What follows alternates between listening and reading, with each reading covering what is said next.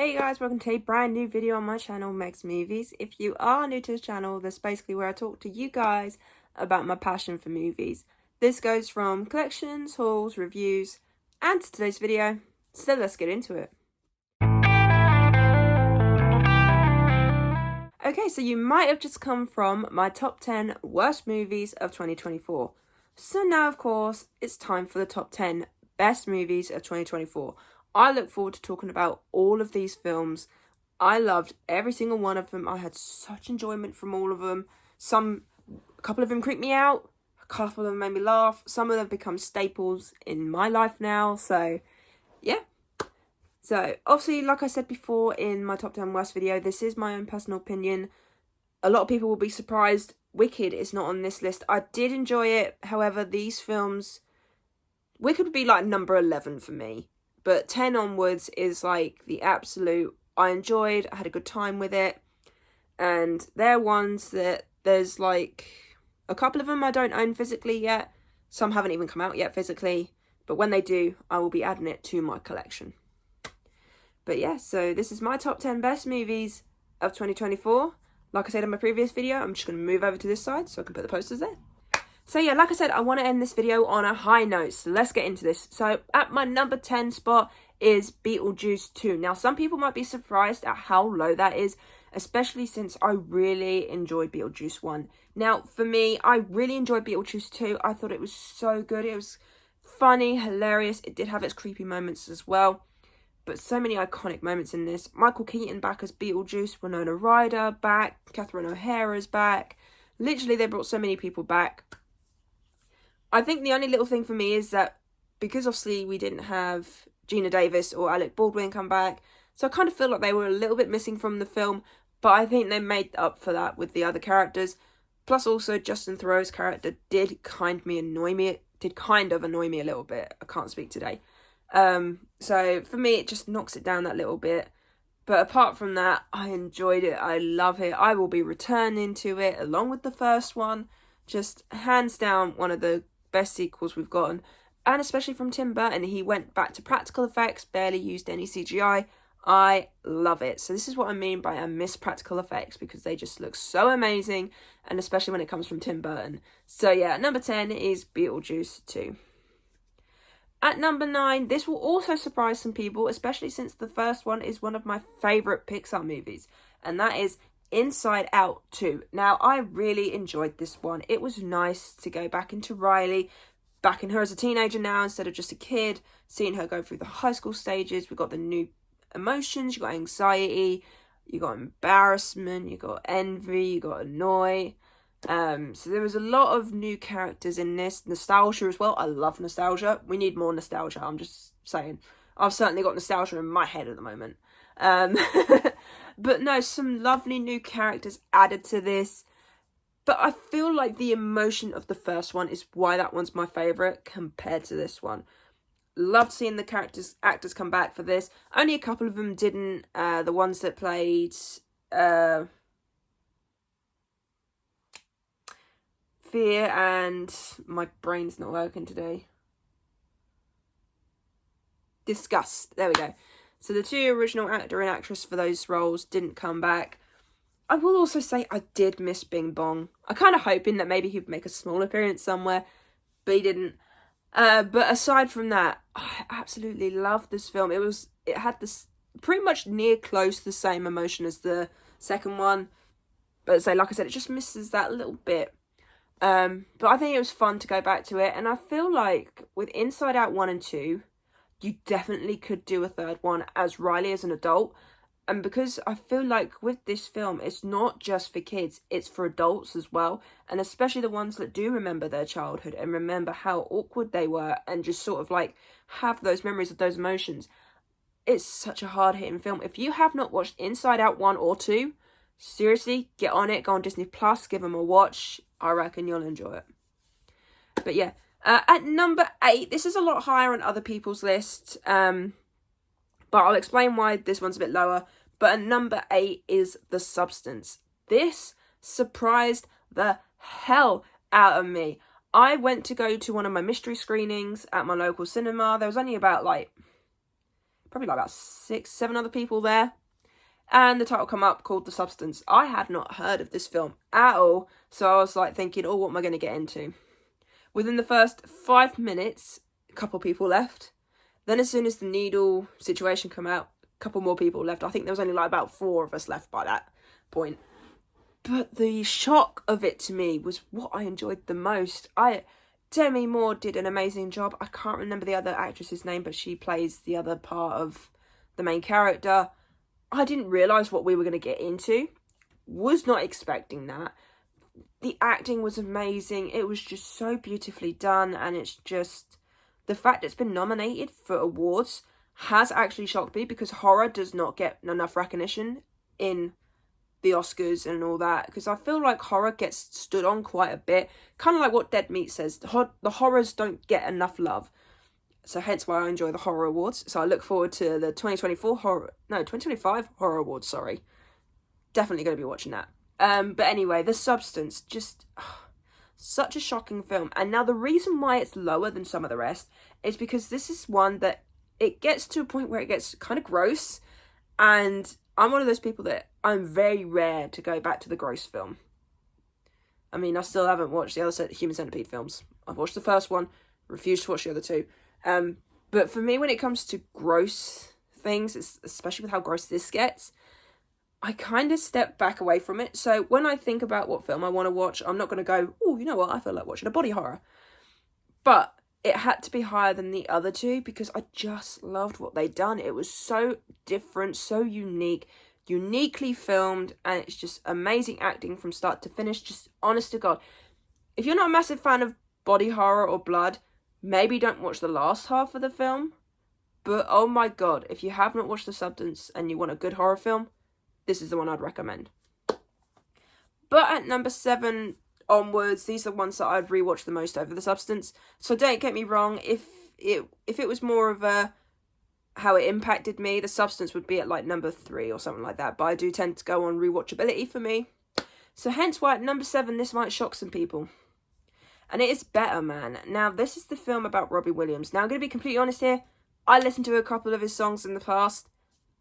Not a huge fan. Like, I never got into Robbie Williams or Take That. You know, I was The Wanted. You know, I was Blue. I was McFly. I was all of those.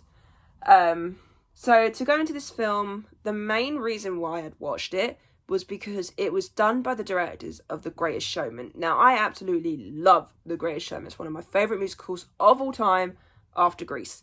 So, of course, I had to go and give this a watch. I was a little bit concerned because of the whole monkey side of things, like Robbie Williams portraying himself as a monkey, because obviously this is his biopic, and like he says to people, he feels like he's unevolved, he feels like he's still an ape. So that was a bit weird to see, but once you get past that, and you get to his story and how he tells it, amazing. I cried a couple of times. I took my mum to go and see it with me because she likes Robbie Williams. She's heard a lot more of his songs. Plus also she said it looks quite good. She cried as well. She come out of it saying she really enjoyed it as well. And my mum's not one to go to the cinema that often. Lately she's been going a little bit more with me, but to a film like this, I weren't sure if she's going to like it. She ended up enjoying it. So I will say this, Better Man, do give it a go. Try and look past the monkey part side of things, because there is a scene halfway near the end that's all about Robbie fighting his inner demons, and it is such an amazing scene to see. Like I said, a couple of crying moments. Music was good. I had heard quite a few songs, but I wouldn't know the titles of them. But no, Better Man, the reason why it's only a little bit more of The Substance, and by a little bit more, I mean like that, is because I would rewatch Better Man more than The Substance. Because The Substance, I'll probably only watch at horror time if I felt like watching a horror film that creeped me out. But yeah, so Better Man, this surprised the hell out of me. At number 6, this was a lot higher, but there were some other films that I definitely had to put above it. But don't get me wrong, this is one of my favourite from the franchise, if not my absolute favourite. Or it might be the third one. Between the third and the fourth one, it's a mix. But at number 6 is Bad Boys Ride or Die. This shocked me. I'd watched the trailer for it. I thought this looks quite good. Watched the film. So many laugh out loud moments. I love seeing it twist on its head where you got Will and Martin Lawrence sort of like just swapping their roles in a sense. There was such a funny moment with the stepson, Reggie. And it's just Martin Lawrence going, chitty chitty bang bang. You know, like, and sort of like Reggie stole the film. Like, Reggie's only got like one big scene in this film. Stole it for me. It was hilarious. It was entertaining. It was badass. But there was some badass fights in the scenes as well. Literally, the opening 10 minutes is hilarious. Just like, honestly, if you have not watched Bad Boys Ride or Die, I seriously recommend you do. The only reason why it's at number 6 is because of the whole... There's this bit where it's like lucid dreaming kind of thing. It's a bit weird. Takes you out of the Bad Boys a little bit. But apart from that, it's so enjoyable and it's one I need to add to my collection. But now into the top 5. Now, number 5, I feel like not many people have spoke about this film. And I'm feeling a little bit disappointed by that because I feel like it's got such a lovely story. And that is If. This is the Ryan Reynolds films about imaginary friends. Ifs. It's also got Steve Carell in it, as helped and directed by John Krasinski. And there's a lot of other actors and actresses in this film. I think it's such a lovely film. I come out of it with a big smile on my face. I will be completely honest, I don't think I actually ever had an imaginary friend growing up. I think I was always too much in my own little world that I never even thought about imaginary friends. But I feel like this is such a heartwarming story. It's so cute. It's all about these imaginary friends that lost the people that came up with them. And it's about trying to make them remember. And I think that's such a sweet thing because it brings back the whole nostalgic thing that a lot of adults, especially my age, that start to feel nostalgic, that go, oh, I remember that from when I was a kid. You know, things like that. It's so heartwarming. Ryan Reynolds is hilarious. The little girl in this who plays the main character, she's amazing. Just, honestly, if you have not watched If, do give it at least one go because I feel like it might hit quite a few people. But like I said, I've not heard of this on anyone else's list, so this will be surprising if anyone puts in the comments down below if they enjoyed If. But at number 4, now this was my number 1 for quite some time, however the 3 topped it. But at number 4 is Abigail. This is the new vampire film we got. This has got Melissa Barrera in it, a couple of other big actors in this, I can't remember their names. And you got this little girl playing Abigail. And it's basically just about these people that gone to kidnap this kid. They don't realise that they took on more than they could handle, really. And they weren't expecting what they were expecting. I don't want to spoil it for people. Although technically the trailer does spoil it. It's a vampire film. You know, I'm just going to say that, but I'm not going to say the rest of the plot. But honest to God, it's one of my more favourite modern horror vampire films. I loved it. And I took my mum to see it. And the only reason why I took her to see it is because she really liked Ready or Not. And this is done by Radio Silence, the people who done that film. And they also done Scream 5 and 6. So I was like, yeah, hands down, I have to be there. I really enjoy their films. I need to go and see this. So glad I saw it on the big screen. Even my mum enjoyed it, and she's not a massive vampire fan. She liked Vampire Diaries and Buffy the Vampire Slayer, but things like Twilight she liked for a little while, but then it got a bit too much. But she really enjoyed it as well. Just, honestly, if you want a modern vampire film, and you don't want to watch the Vampire Diaries or anything like that, watch Abigail. The effects in this are amazing. The acting in this is really fun. There's some hilarious moments. There's a vampire up my ass. Like, seriously, if you have not watched Abigail, watch Abigail. At number 3, a lot of people will have this on their list, and that is Deadpool and Wolverine. There's no way I was not going to add this onto my top 10 list. Just from start to finish, I got concerned, obviously, like quite a lot of people, when we heard that Deadpool was going to be taken over by Disney and moved into the MCU. We thought maybe they were going to take out the swearing and sort of like make him a bit more tame. But they didn't. They kept him as is, and it was just amazing. From the cameos to the fight scenes. I mean, the opening 10 minutes with the Bye Bye Bye by NSYNC. One of my favourite openings of the year, in all honesty. But it was gory, it was fun, it was action-packed. Hugh Jackman back as Wolverine as well. Absolutely amazing. The cameos we got in this, some of them shocked me. I was like, I was not expecting that. One of them I geeked out about quite a bit. I'm not going to say who, because some people haven't watched Deadpool and Wolverine yet. But say just the fight scenes as well. For me, the fight scenes were the most memorable. So to me, if you want to watch a good MCU film, watch Deadpool and Wolverine. Such a good film. I liked the villain. It was hilarious. The soundtrack is amazing. Just honestly, Deadpool and Wolverine. Avengers Endgame is still my favourite MCU film, but Deadpool and Wolverine will probably come second. Okay, and we're now into my top 2, but my number 2 spot will surprise some people, because you'd think it'd be my number 1, but it's not. At number 2 is Sonic 3. Of course Sonic was going to be on this list. There was no way I was going to go into the new year without having watched this, and hence why my top 10 list didn't get done till today, because I wanted to make sure I'd seen Sonic 3 before that. And just, what a perfect trilogy, and I'm still sad with how it ended. This might be Jim Carrey's last film. If it is, he's gone on a high note, but at the same time, I would like that sequel to The Mask, like he said he would do, or The Grinch. But no, it's just so funny. It was action-packed as well. It had so many fun moments. I mean, for me, it's the Jim Carrey dance scene, if you all know what I'm on about. But it was nice to see Jim Carrey in that role, especially since in one of the interviews he said he was going to retire. So it was nice to get that last film from him. And just, the characters are all fun. Shadow, voiced by Keanu Reeves, absolutely loved his character. So good, so amazing. And just, honestly, this is one of those very few perfect trilogies where the film just gets better and better and better. So Sonic 3, I cannot wait to own this physically in my collection. And just, I'm so glad I got to see it on the big screen. However, there is one film that topped that, and that is saying something. It is Sonic 3 at number 2. It is Deadpool and Wolverine at 3. At 4, Abigail. All of those movies have things I like. Abigail, vampire movie. Deadpool and Wolverine, MCU superheroes. Sonic 3, Jim Carrey, Sonic himself. Just so many enjoyable things. But at my number 1, this surprised me as much. I think it surprised a lot of people. The Wild Robot. This is now my favourite DreamWorks film. And that is saying something, because there's a couple of DreamWorks films that I loved from when I was a child.